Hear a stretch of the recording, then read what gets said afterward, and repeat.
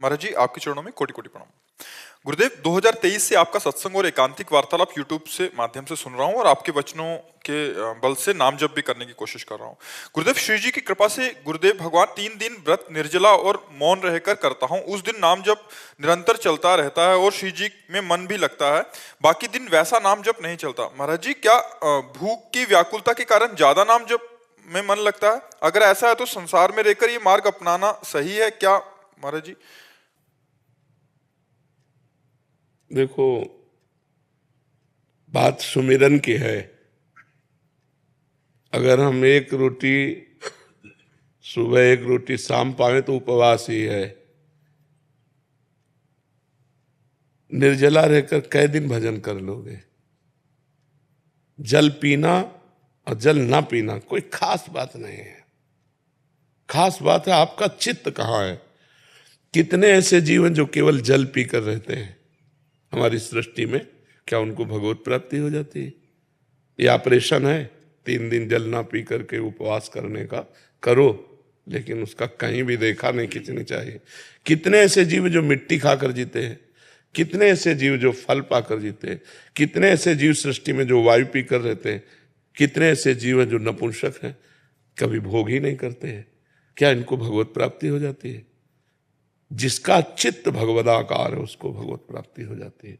अब हमको देखना है मिताहार, सात्विक, भगवत प्रसाद, ये व्रत से भी बढ़कर है। मिताहार माने थोड़ा, अगर हम 4 रोटी खाते हैं तो 2 रोटी खाएं, और धर्म की कमाई, पवित्र भोजन और भगवान को अर्पित करके, और रोज भजन हो रहा है, सब कुछ हो रहा है। खास बात भजन है। अपने भी ये सब, पर बाद में जब समझ में आया तो चित्त वृत्ति का भगवान के चरणों में अर्पित करना गोपी जनों का सबसे बड़ा पद है हमारे भक्ति राज्य में। अगर भक्ति राज्य में कहीं भी किसी का पद दिया जाता है तो यथा ब्रज गोपिका नाम, जैसे ब्रज की गोपिकाएं, ऐसा प्रेम कहीं नहीं देखा गया। बड़े बड़े महाभागवतों ने इन्हीं का अनुसरण किया है।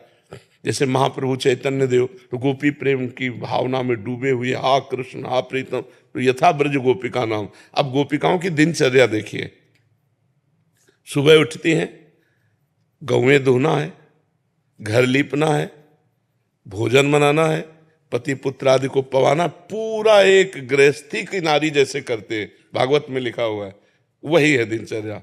अंतर क्या है? उनको परमहंसों ने भी पूजा क्यों? क्योंकि एक एक चित्त वृत्ति श्री कृष्ण के लिए है। क्रियाएं बाहरी संसारी हैं, श्रृंगार संसारी है, लेकिन अंदर का अनुराग श्री कृष्ण से है। मुरारी पादार्पित चित्त वृत्ति, एक एक वृत्ति, जैसे समुद्र में तरंगें उठती हैं ऐसे चित्त में वृत्तियां उठती रहती हैं। हमारी हर वृत्ति संसारिक उठती है, और अगर हर वृत्ति भागवतिक होने लगे, बस यही साधना का लक्षण है, चित्त वृत्ति भागवतिक होने लगे। दुर्वासा जी दूब का रस केवल पीते हैं।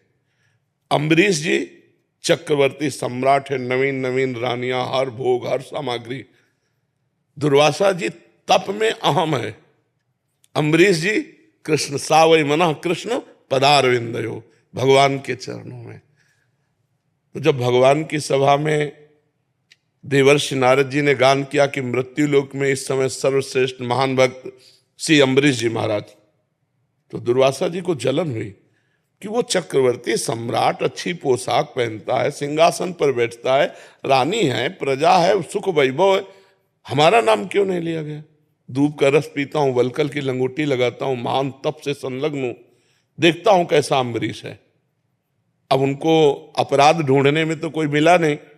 द्वादशी पारायण का समय जा रहा था, तो ब्राह्मणों से पूछा, विद्वानों से, ब्रह्म ऋषियों से, तो उन्होंने बताया भगवान का चरणामृत जलपान कर लेना, पारायण भी माना जाएगा और अतिथि सत्कार में कोई विघ्न भी नहीं होगा, क्योंकि आपने अतिथि दुर्वासा जी को किया है। वो पान ही किए, बस आ गए। दुर्वासा जी को तो दोष देखना था।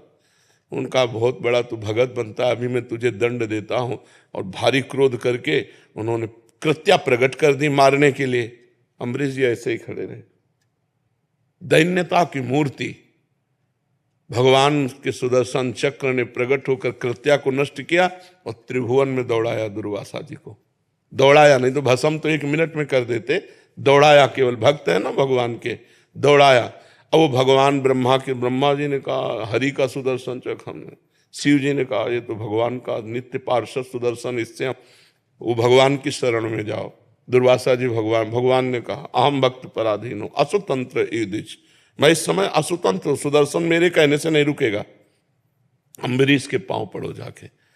जब अम्बरीश जी के चरणों, तो अम्बरीश जी ने जल लिया और कहा मन वचन कर्म से आज तक मैंने जितना भजन साधन पुण्य किया वो सब दुर्वासा जी को प्राप्त हो जाए।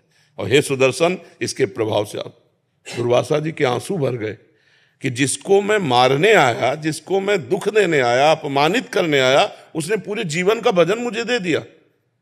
बोले आज मैंने देखा हरि के दासों का कितना बड़ा महत्व है। तो निराभिमान भजन और तपस्या अंतर है। निराभिमान भजन और तपस्या में अंतर है। हम व्रत रहे लेकिन व्रत का अभिमान न हो और हमारा भजन निरंतर नित्य चले तो हमारा व्रत सही हुआ। एक दिन कस के भजन हो गया और 2 दिन प्रपंच रहा तो ठीक नहीं। हमें ऐसा अभ्यास करना चाहिए कि अन्य दिनों में भी भोजन को पवित्र धन के द्वारा कमाया हुआ हो और भगवान को भोग लगाया हुआ हो और हमारा मन बार बार भगवान के चरणों का चिंतन करे। खास बात चिंतन है। पूरी गीता जी आप उठाकर देखिए, भगवान ने कहीं अन्य साधनों को छुआ भी नहीं है। अनन्य चिंतयन्तो माम अनन्य चेता सततम, ऐसा अभ्यास करो, अभ्यास योग युक्तेन चेतसा नान्यगामिना, मेरे में चित्र मन मना भव मद भक्तो माद्याजी माम नमस्कुरु। भगवान कहते मयि एव मन आधत्स्व मयि बुद्धिम निवेश है, मेरे में मन लगा दो, मेरे में बुद्धि लगा दो। खास बात यह है। शनकादि जब भागवत के पारायण की बात कहते तो कहते हैं एक बार फल खा करके भागवत सुनो, यदि उसमें विक्षेप पड़ता है तो भोजन पर कर, लेकिन आपका चिंतन भोजन का नहीं होना चाहिए। आपका चिंतन भगवान से हटना नहीं चाहिए। खास बात चिंतन है। आप रोटी दाल खा के भजन कर रहे हो, निरंतर भगवान में वृत्ति, आप जैसा कोई महात्मा नहीं। वो आप वायु पी कर रहे हो, चिंतन है जल का और भोजन का, बात नहीं। चिंतन कहाँ है आपका? आंतरिक चिंतन से भगवत प्राप्ति होती, बाहरी क्रियाओं से नहीं। बाहरी क्रियाओं से प्राप्त नहीं होती। बाहरी क्रियाओं का तो कभी कभी अहम भी जागृत हो जाता है कि मैं निर्जला रहता हूँ, रहता है, तो वो जो मैं निर्जला रहता हूँ ये भगवत प्राप्ति में बाधा पहुंचा देगा। एकदम दैन्य। यही दरबार याद भी नहीं आनी चाहिए। यही दरबार दीन को आदर रीत सदा, प्रभु में किसी योग्य नहीं। इसीलिए कहा सुनेरी मैंने निर्बल के बल राम, अपबल तप बल, ये तप बल और बाहुबल, चौथो बल है दाम, सूर किशोर कृपाते सब बल हारे को हरि नाम, सुनेरी मैंने निर्बल के बल। हम ये नहीं कहते निर्जला न रहो, लेकिन जिस दिन जैसे वैसे भजन होता है ऐसे रोज भजन होना चाहिए। कैसे हो? अल्पाहार, पवित्र आहार, और हमारा चिंतन जाए प्रभु की तरफ। हमारा चिंतन निर्जला की तरफ न जाए, हमारा चिंतन प्रभु में हो। सो सब धर्म कर्म जरि जाओ, जहाँ न राम पद पंकज भाव। वो धर्म कर्म में आग लगे यदि भगवान का चिंतन न हो। भगवान का चिंतन हो रहा है, सब ठीक हो रहा है। मंगल भवन है भगवान, अमंगलहारी हैं, उनका चिंतन हो रहा, सब मंगल हो रहा है। ठीक है, हर समय भजन की वृत्ति बने, इसलिए पवित्र आहार और थोड़ा आहार। आप देखो, एक रोटी पाके, 4 रोटी की भूख है, 1 रोटी पाओ, आधा पेट पानी से भरो और चिंतन करने का अभ्यास करो, तो देखो आपका चित्त भगवान में लगा रहेगा। और 4 रोटी पाने, तो 4 रोटी पाए, ऊपर से पानी, फिर वायु, तो बस पचाने में सारी ऊर्जा लग जाएगी, भजन में नहीं लगेगी। अल्पाहार, भजन के लिए अल्पाहार अति आवश्यक।